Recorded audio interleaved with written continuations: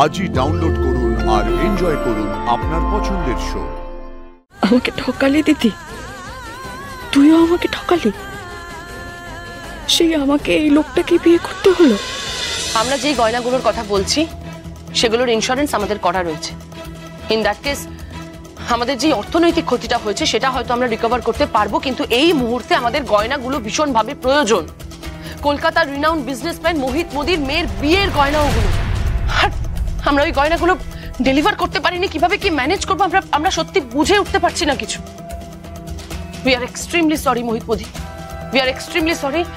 আপনার মেয়ের বিয়ের গয়নাগুলো ডাকাতি হয়ে গেছে, আর তার যথেষ্ট প্রমাণ আমাদের সিসিটিভি ফুটেজে আপনি দেখতে পাবেন। প্লিজ দেখুন।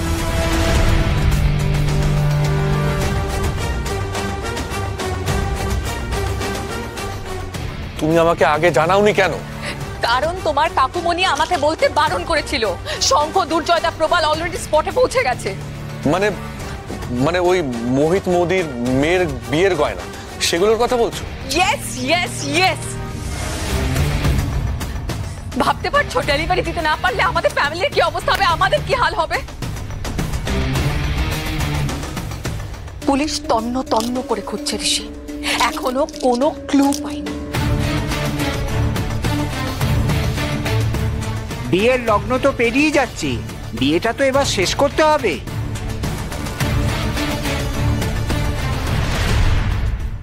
আসুন আসুন অফিসার, আসুন দেখুন।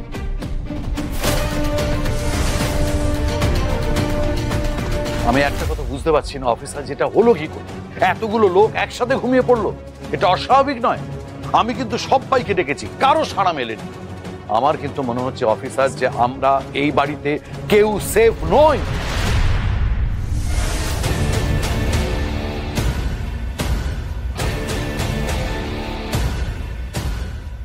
চিন্তা করবেন না, আমরা তো এসে গেছি। গোটা রিসর্টটা পুলিশ ঘিরে রেখেছে। আর হ্যাঁ, আপনারা নিশ্চিন্তে আপনাদের ছেলের বিয়ে দিতে পারেন। আর এদেরকে যদি কেউ ঘুমের ওষুধ খাওয়ানোর চেষ্টা করে থাকে, যেই করে থাকুক, আমরা নিশ্চয়ই ধরার চেষ্টা করব। এখানে যদি কোথা থেকে আসছে officer, this is quite obvious ওনাদের ঘুমের ওষুধ দেওয়া হয়েছে। কি হয়েছে বলো তো, কি হয়েছে? হ্যাঁ, কিছু বলছে না কেন? ছেলের বিয়ে বলে ঘরের মধ্যে বসিয়ে রেখেছো, আমাকে কোনো খবর দেবে না? আরে বাড়িতে পুলিশ কেন? পুলিশ কেন? তুমি একটু শান্ত হয়ে দেখো, এদিকে দেখো। এখন শান্ত হবো? অশান্তির মধ্যে কি দেখো?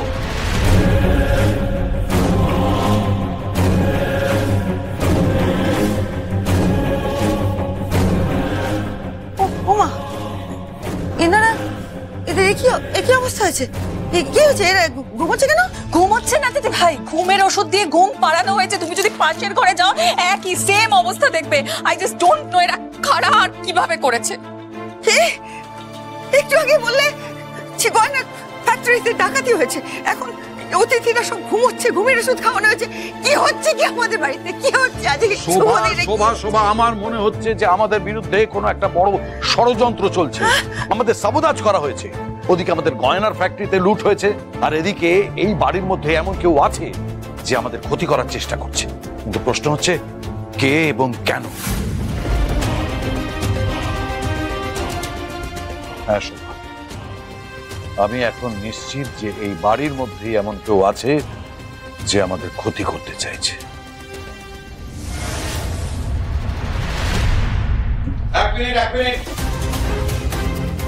একটা কথা বলছি, সবাই শান্ত মাথায় শোনো। এই পুরো বাড়িটা কিন্তু পুলিশ ঘিরে ফেলেছে।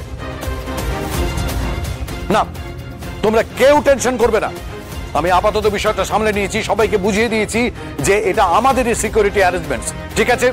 আর ঋষি, তুমি একটুও সময় নষ্ট না করে এক্ষুনি সিঁদুরদানের পর্ব শেষ করো, বিয়েটাকে এখানে শেষ করো। ঠাকুর মশাই, আপনি দেরি করবেন না, শুরু করুন, শুরু করুন। বস বস, তোরা বস।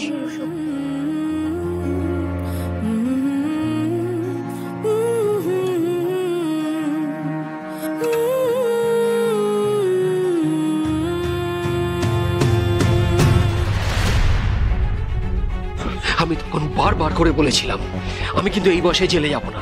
আমার বউ অসুস্থ, মেয়ের বয়স কম। তোমরা আমাকে কি বিপদে ফেললে বলো তো? চুপ করুন, মাথা খাবেন না। চল চল। তুই কোথায় গেলি নিশা? আমরা যে পুরো কেস খেয়ে যাচ্ছি, এত পুলিশ সামলাবো কি করে? পুজিকে বা কি বলে সান্ত্বনা দেব? বিয়েটা তো হয়ে যাচ্ছে।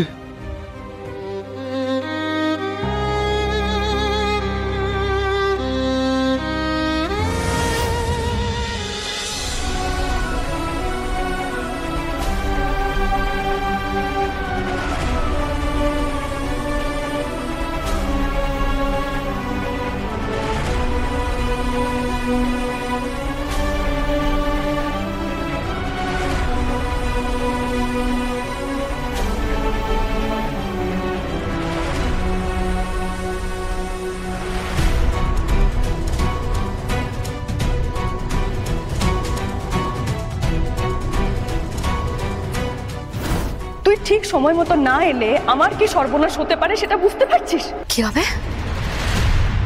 নকল বিয়েটা আসল বিয়ে হয়ে যাবে?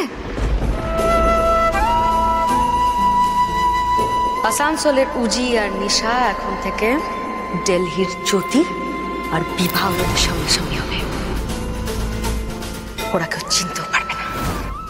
এক এক করে সোনার দোকান, পেট্রোল পাম্প, বিজনেস, কনস্ট্রাকশন পুরো একদম কোল্যাপস করতে শুরু করবে। আমি একটু বেরোচ্ছি, 1-2 ঘন্টার মধ্যে ব্যাক করবো।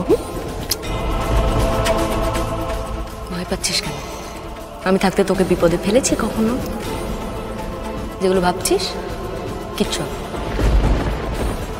চিল, আই সেড টু চিল।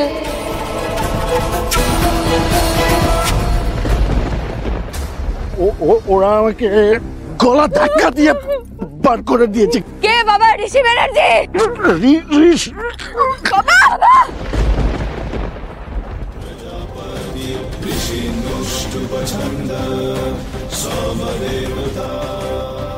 এতগুলো মানুষকে আমি কিভাবে ঠকাবো দিদি?